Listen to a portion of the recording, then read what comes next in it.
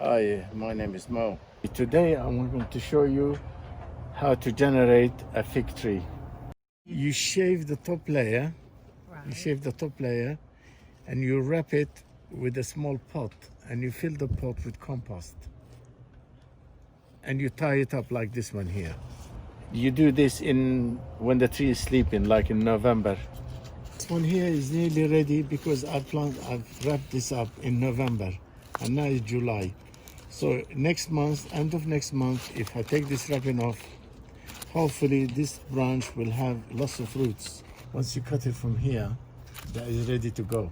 Once we cut it, we can plant it in a bigger pot, and by next year you'll have some figs to munch and get on with it.